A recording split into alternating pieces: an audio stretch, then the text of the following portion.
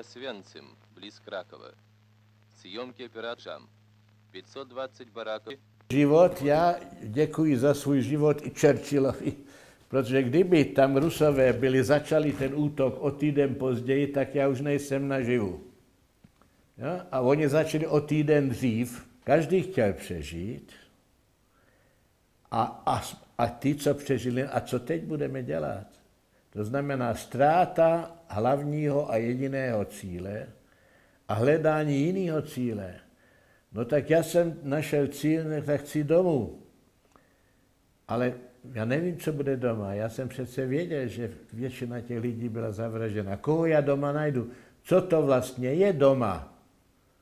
Opakování nějaké katastrofy typu holokaustu se může nastat.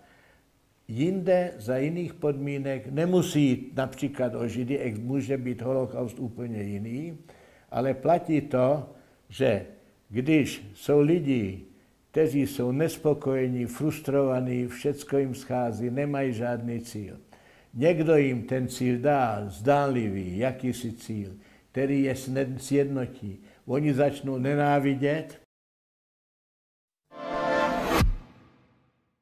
Освенцим, близ Кракова. Съемки оператора. 520 baráků. Život, já děkuji za svůj život i Churchillovi, protože kdyby tam Rusové začali ten útok o týden později, tak já už nejsem naživu. Jo? A oni začali o týden dřív, každý chtěl přežít a ty, co přežili, a co teď budeme dělat? To znamená ztráta hlavního a jediného cíle a hledání jiného cíle. No tak já jsem našel cíl, tak chci domů.